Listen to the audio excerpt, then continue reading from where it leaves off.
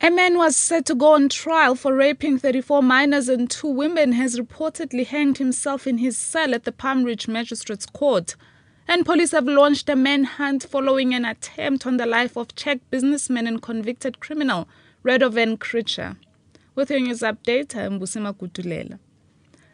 A man who was set to go on trial for raping 34 minors and 2 women has reportedly hanged himself in his cell at the Palm Ridge Magistrates Court. Reports say Sifiso Makhubo was found dead in his cell by police. He was expected to plead to 122 charges against him. The charges ranged from rape, kidnapping, murder and robbery to attempted murder through HIV infection.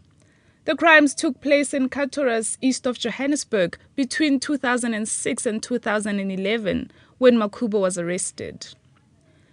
Police have launched a manhunt following an attempt on the life of Czech businessman and convicted criminal Radovan Kriča.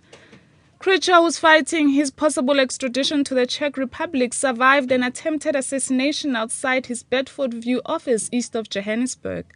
Several shots were fired at Kriča from a car when he parked outside his office near Eastgate. The car burst into flames after the shooting.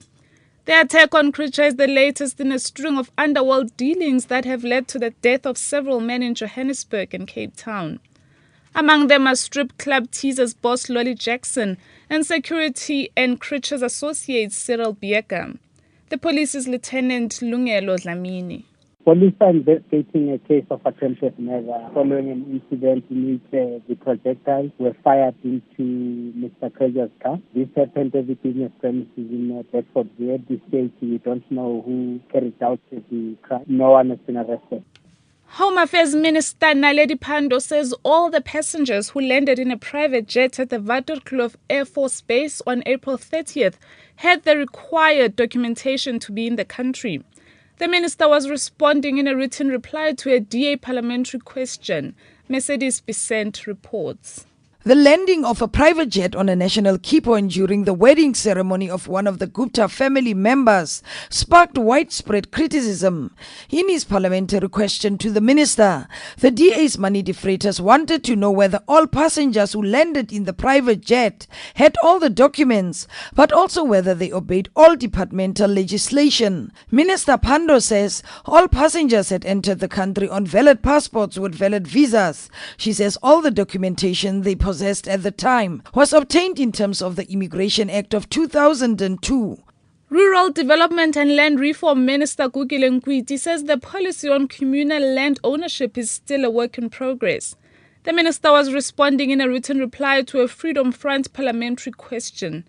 Mercedes Besant reports. FF Plus MP Peter Groenewald wanted to know when will the department introduce a separate policy document on communal land ownership, as indicated in the department's green paper on land reform, which was introduced 2 years ago. Nkwinti says it's hoped that progress on the policy document on communal land ownership will still be finalized this year. He says various role players, which were consulted during the drafting of this policy document, included the National House of Traditional Leaders, Contralesa, the Khoisan Organized Agriculture and Women in Rural Development.